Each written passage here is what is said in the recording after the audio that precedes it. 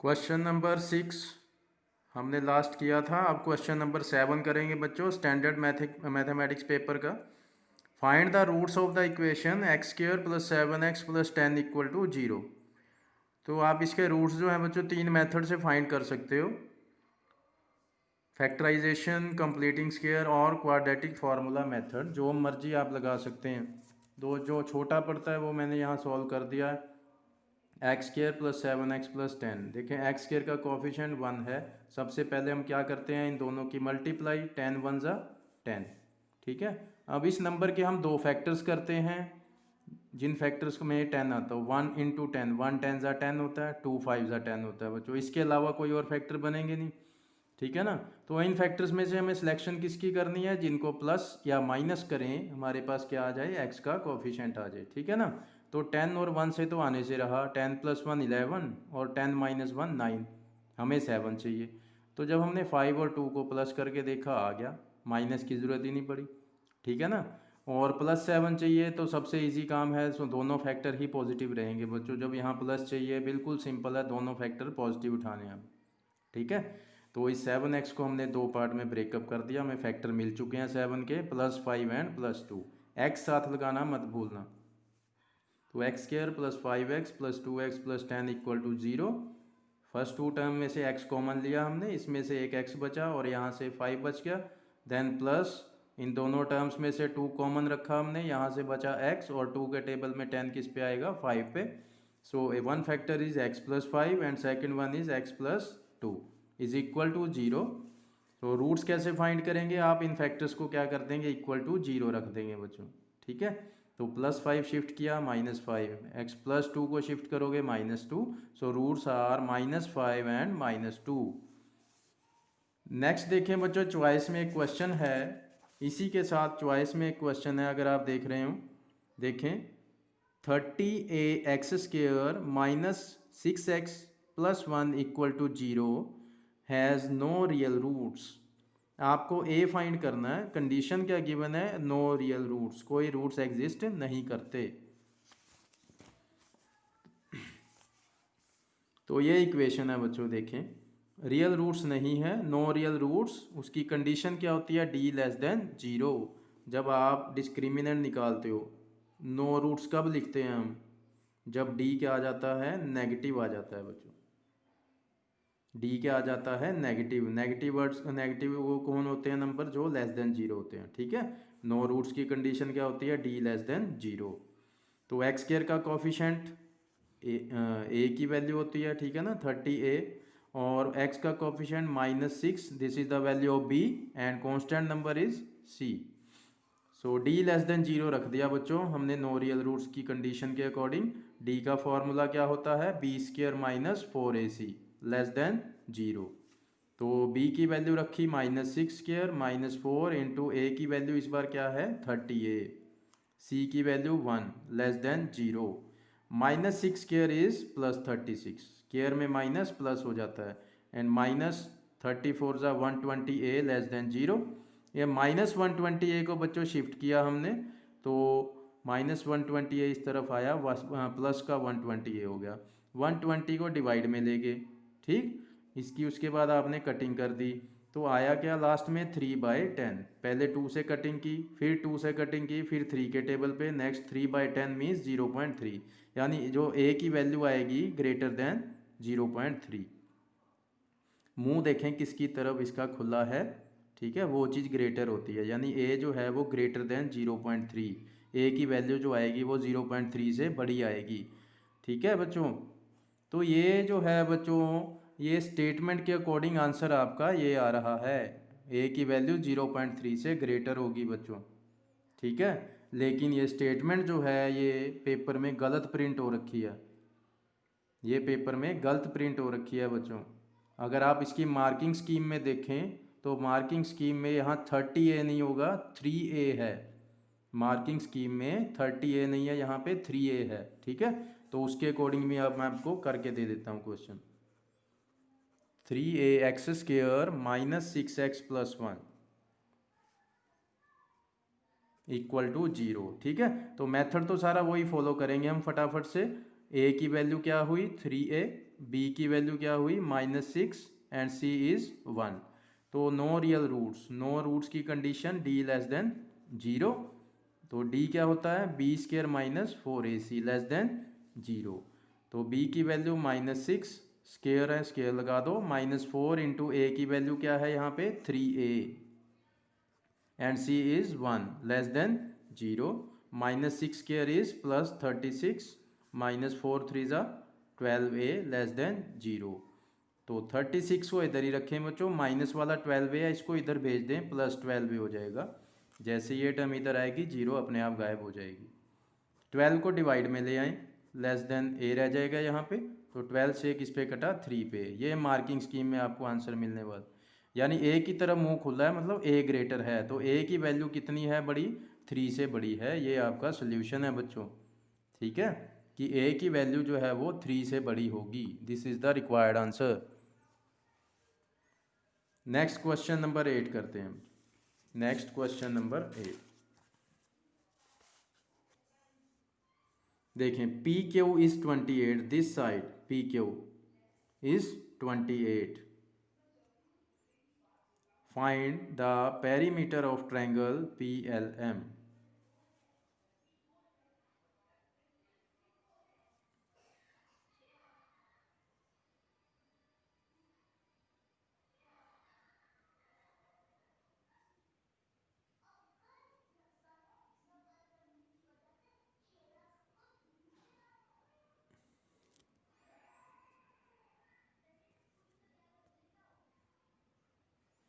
देखें बच्चों,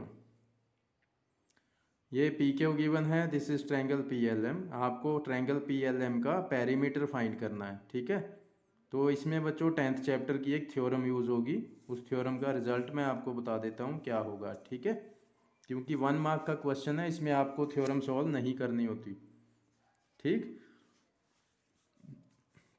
थ्योरम का रिजल्ट क्या होता है, दिस साइड पी क्यू और पी टी, इनमें से आप कोई भी एक चीज़ लिख सकते हो, पी क्यू और पी टी, ठीक है। तो यहाँ पी क्यू का यूज़ है इसलिए पी क्यू वाली साइड उठा ली। फॉर्मूला क्या होता है, P Q is equal to half into perimeter of triangle, perimeter of triangle this P L M, जो ये ट्रायंगल है इसका पेरीमीटर। ये फॉर्मूला होता है बच्चों, ये थ्योरम है एक वेरी इंपॉर्टेंट थ्योरम, ठीक है। तो यहाँ पे आपको थ्योरम नहीं सॉल्व करके दिखानी, जस्ट आपने इस थ्योरम का यूज़ करना है रिजल्ट, क्योंकि 1 मार्क का क्वेश्चन है। तो पी क्यू क्या होता है, half of triangle perimeter of this triangle, ठीक है। तो ये वाला फॉर्मूला हम यूज़ करेंगे यहाँ पे।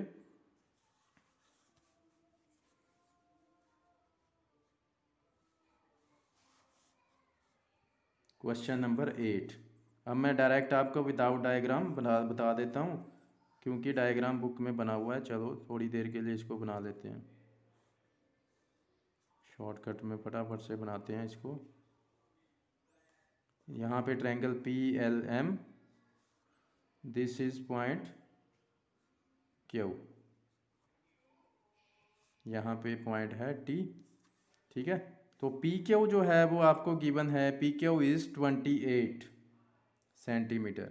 आपको फाइंड क्या करना है, perimeter of triangle P L M. Method and question is very important बच्चों, तो ये बार बार इसको रिजल्ट को दिमाग में बिठा लें। पी क्यू, ये जो टेंजेंट पी क्यू है और tangent P T, P Q is equal to half perimeter of triangle P L M. जो भी यहाँ पे ट्रायंगल बनी होगी, ठीक है, जो भी ट्रायंगल यहाँ पे बनी हुई होगी उसका हाफ पेरीमीटर का। तो पी क्यू आपको 28 गिवन है, 1/2 into perimeter of triangle P L M, ठीक है। इसको मैं क्यों नहीं ये वो कर रहा है, क्योंकि ये चीज़ आपको फाइंड करनी है बच्चों। तो ये 2 जो है ये क्रॉस मल्टीप्लाई में 28 के पास चला जाएगा, 2 यहाँ पे मल्टीप्लाई में चला गया। यहाँ पे क्या बच गया हमारे पास, perimeter of triangle P L M. तो आंसर क्या आ गया, 56, ठीक है। बस यही फाइंड करना है आपको कि इस ट्रायंगल पी एल एम का पेरीमीटर कितना होगा। तो जस्ट हमने फार्मूला लगाया, P Q is equal to half of perimeter of triangle P L M. P Q की वैल्यू थी 28 और ये हाफ वाला 2 जो है क्रॉस मल्टीप्लाई में गया तो पेरीमीटर की वैल्यू आपके पास आ गई। इसके बाद करते हैं क्वेश्चन नंबर 9। देखें, if two tangents are inclined at 60 degree are drawn to a circle of radius 3 centimetre, find the length of each tangent. दो टेंजेंट हैं कहते हैं, वो 60 डिग्री पे इंक्लाइंड हैं और किस सर्कल के ऊपर है वो टेंजेंट जिसकी रेडियस 3 सेंटीमीटर है। आपको उन दोनों टेंजेंट्स की लेंथ बतानी है। तो डायग्राम देखें कैसा बनेगा।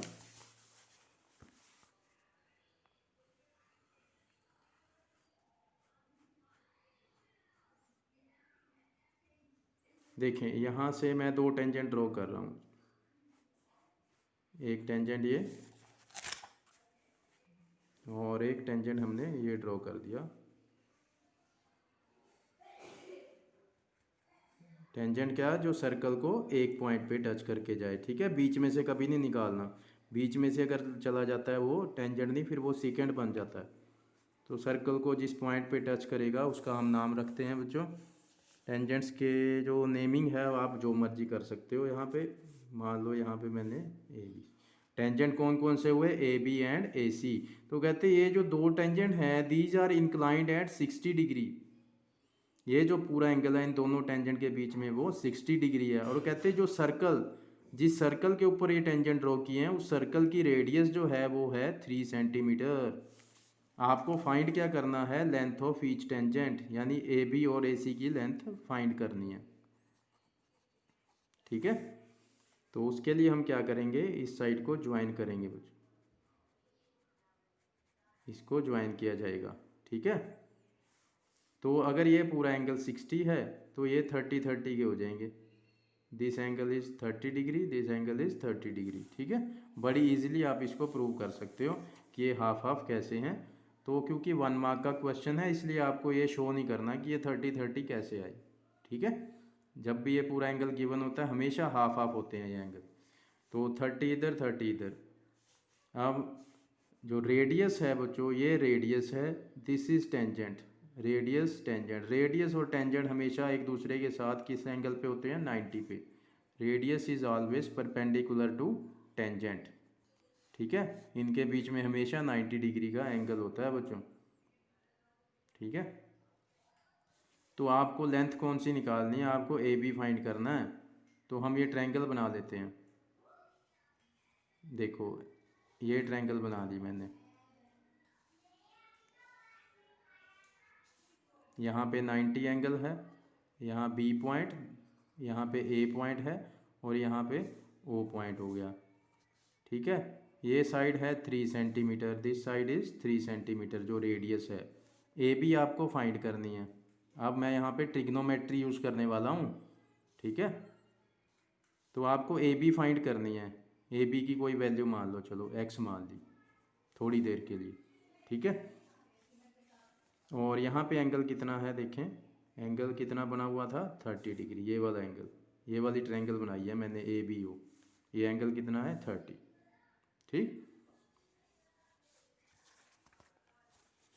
तो अब इस ट्रायंगल को अगर आप मैं घुमा के दिखाता हूँ आपको, इस ट्रायंगल को आप ऐसे देखेंगे इस तरह से, यहाँ पे एंगल 30 है, ठीक है। ये चीज़ परपेंडिकुलर, ये बेस और ये हाइपोटेन्यूज,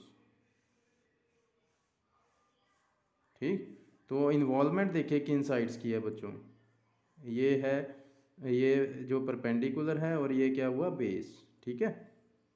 ये देखें ट्रायंगल में ये क्या है, परपेंडिकुलर और ये क्या है, बेस। बच्चों जो एंगल गिवन होता है 30 डिग्री है, जैसे इसमें एंगल के सामने वाली साइड जो है हमेशा वो परपेंडिकुलर होती है। ये पहचान याद रखना, गिवन एंगल के सामने वाली साइड परपेंडिकुलर होती है, उसके साथ जो अटैच है वो बेस होती है। तो P गिवन है हमें और बेस फाइंड करना है, एंगल 30 है तो P और B किस फॉर्मूले में आते हैं, tan में, ठीक है ना। अब याद रखें परपेंडिकुलर जो है मैं यहाँ लिख रहा हूँ, परपेंडिकुलर कितना है 3 और बेस कितना है x, ठीक है, जो कि ए बी, हमने ए बी को x लेट किया है। तो अब मैं सीधा करता हूँ इसको, tan 30 is equal to perpendicular upon base. tan 30 की value 1/√3 is equal to perpendicular कितना लिखा था हमने 3 and base is x। Cross multiply x1 जा x इज इक्वल टू 3/√3। तो x जो है वो क्या हमने लेट किया था, x किसको माना था हमने, AB को, इस लेंथ को हमने x माना था, ठीक है ना। तो AB कितना आ गया 3√3, ठीक है। अब बच्चों थ्योरम क्या होती है, आपने अगर 10th चैप्टर कर लिया तो आपको ये थ्योरम पता होगी अच्छे से। एक एक्सटर्नल पॉइंट से सर्कल पे जो आप दो टेंजेंट ड्रॉ करते हो बच्चों, एक टेंजेंट ये ड्रॉ किया, एक टेंजेंट ये ड्रॉ किया, इनकी लेंथ हमेशा इक्वल होती है, ठीक है ना। Length of tangents drawn from external point to a circle are equal. तो ए बी और ए सी जो है वो दोनों इक्वल होंगी, तो दोनों इक्वल हैं इसलिए दोनों की वैल्यू क्या होगी 3√3 सेंटीमीटर, ठीक है। तो ये था क्वेश्चन बच्चों, ठीक। ये ट्रायंगल उल्टी बनी हुई है इसलिए हो सकता है आपको प्रॉब्लम आ रही हो, कॉपी को घुमा के मैंने इसीलिए दिखाया था, ठीक है। ये चीज़ परपेंडिकुलर है और ये चीज़ बेस है, तो P हमें पता है और बेस फाइंड करना है। तो P और B tan के फॉर्मूले में, इसलिए tan 30 लगा दिया, परपेंडिकुलर 3 अपॉन बेस x, ठीक है। तो x आ गया हमारे पास, x हमने किसको लेट किया था, AB को। जितना AB होता है उतना ही AC होता है, ठीक है। एक्सटर्नल पॉइंट से जो दो टेंजेंट हैं उनकी लेंथ इक्वल होती है, तो AB AC की वैल्यू सेम आएगी। नेक्स्ट इसकी चॉइस में एक क्वेश्चन है बच्चों, चॉइस वाला क्वेश्चन देखते हैं। PQ is a tangent to a circle with centre O at point P। जो टेंजेंट है, अगर ये मैं छोटा सा आपको डायग्राम यही बना दूं फिर कॉपी पेस्ट खाऊंगा। एक सर्कल है जिसका सेंटर O है बच्चों, PQ एक टेंजेंट है, वो टेंजेंट जो है किस पॉइंट पे है, सर्कल के पॉइंट P पे, यानी P यहाँ रखना है आपको, Q यहाँ पे रखना है, ठीक है। ट्रायंगल OPQ ट्रायंगल बोल लिया इन्होंने, तो OPQ को पहले कंप्लीट ज्वाइन कर लो, इनको ज्वाइन कर लो तभी ट्रायंगल बनेगी, ठीक है ना। तो ये आइसोसेलेस गिवन है बच्चों, आपको फाइंड क्या करना है, एंगल OPQ। बहुत ध्यान से समझना, ध्यान से समझेंगे। ये है एक सर्कल जिसका सेंटर है O, ठीक है, सेंटर इसका O। कहते हैं इस सर्कल के ऊपर एक टेंजेंट है बच्चों, टेंजेंट का नाम क्या है, PQ। और क्योंकि वो टेंजेंट जो है P पॉइंट पे जा रहा है, यानी P पॉइंट को आपने सर्कल पे लेना है और Q पॉइंट यहाँ पे रखना है, एट P लिखा हुआ है, ठीक है। टेंजेंट कहाँ पे है, सर्कल के एट पॉइंट P सर्कल के ऊपर P पॉइंट है, टेंजेंट का नाम PQ है, इट मीन्स आपको Q पॉइंट जो है वो एक्सटर्नली बाहर रखना है। अब ट्रायंगल OPQ आइसोसेलेस गिवन है आपको, ट्रायंगल OPQ, तो OPQ को पहले तो ज्वाइन कर दो, ठीक है, ज्वाइन कर दिया। ये ट्रायंगल आपको आइसोसेलेस गिवन है बच्चों। आइसोसेलेस ट्रायंगल्स क्या होती हैं, जिनकी दो साइड्स इक्वल होती हैं, और एक राइट एंगल आइसोसेलेस ट्रायंगल होती है। जो राइट एंगल आइसोसेलेस ट्रायंगल है बच्चों, उसमें हमेशा ये दो साइड्स इक्वल होंगी, ऑलवेज, ठीक है। हाइपोटेन्यूज कभी भी इक्वालिटी में नहीं आता, ये हमेशा लॉन्गेस्ट होता है इन दो साइडों से। तो ये एक राइट एंगल आइसोसेलेस ट्रायंगल बनेगी। गिवन क्या है, ट्रायंगल OQP इज आइसोसेलेस। अब ये क्वेश्चन एक नंबर का है लेकिन बहुत ज़्यादा समझने वाला है बच्चों, ये 3 मार्क्स का क्वेश्चन है जो 1 में डाला हुआ है उन्होंने। देखो radius and PQ is tangent, मैंने अभी बताया आपको ऊपर कि रेडियस और टेंजेंट जो है इनके बीच में हमेशा 90 का एंगल बनता है, ठीक है। OP रेडियस है, ये टेंजेंट है, ऑलवेज 90, ठीक है जी। यानी कि अब आइसोसेलेस तो गिवन ही थी, उसमें 90 भी एंगल है, इट मीन्स ये राइट एंगल आइसोसेलेस ट्रायंगल बन गई। तो राइट एंगल आइसोसेलेस ट्रायंगल जो है उसमें ये दो साइड जो है इक्वल होंगी हमेशा, मैंने बताया आपको हाइपोटेन्यूज कभी भी इक्वल नहीं होता, ठीक है। हाइपोटेन्यूज इक्वालिटी में नहीं आता। अब मैक्सिमम बच्चों को ये प्रॉब्लम आती है कि ये हाइपोटेन्यूज कैसे है, ये तो बेस लग रहा है बच्चों, परपेंडिकुलर के ठीक सामने जो आपको दिखेगी साइड, ये हमेशा हाइपोटेन्यूज होती है, हमेशा परपेंडिकुलर के ठीक सामने जो साइड है वो हाइपोटेन्यूज। इट मीन्स ये दोनों बेस एंड परपेंडिकुलर हैं, ठीक है।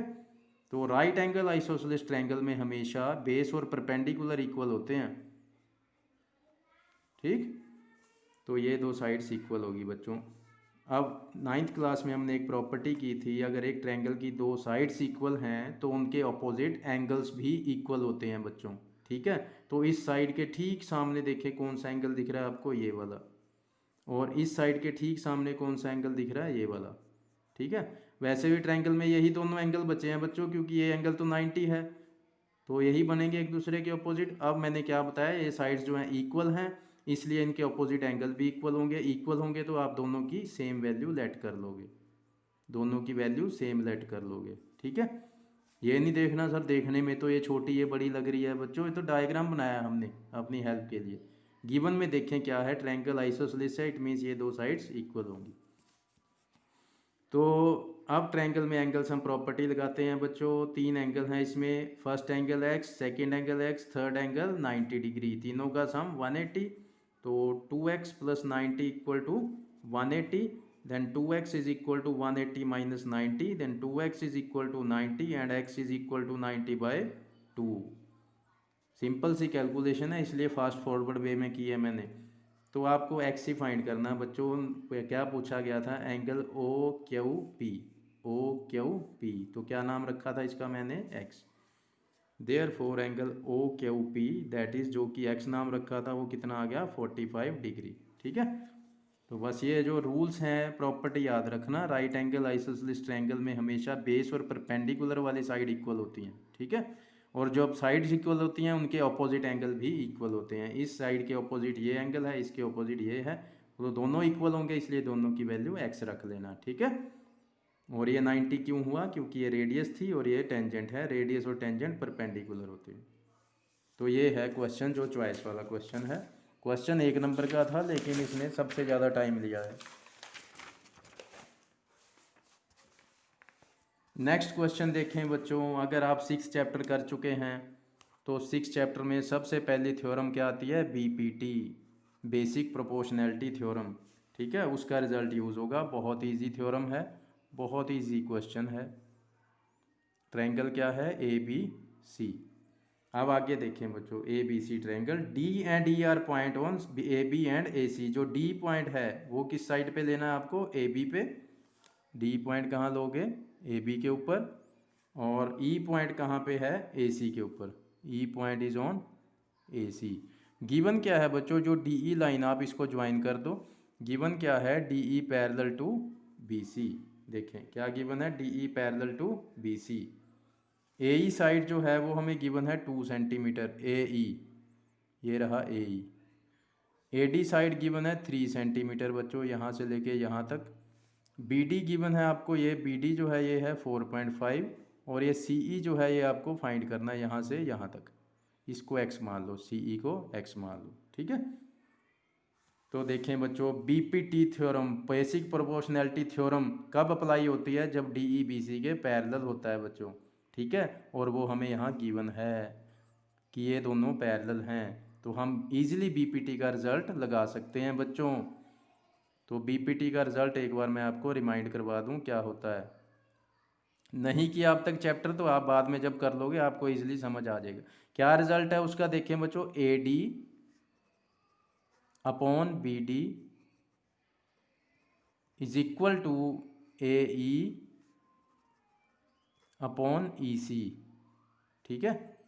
ई सी या सी ई एक ही बात होती है, इसमें कंफ्यूज मत होना, ई सी सी ई एक ही बात होती है। तो ई सी लिखो, सी ई लिखो, ये है बी पी टी का रिजल्ट। अप्लाई कब हो सकता है, जब ये लाइंस पैरेलल गिवन हो, ऐसे नहीं कर सकते।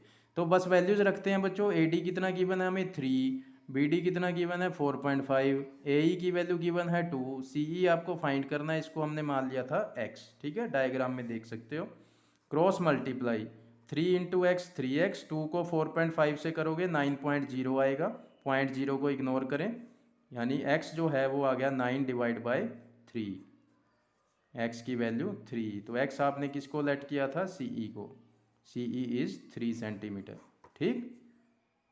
तो ये है क्वेश्चन नंबर 10, बाकी हम कल करेंगे।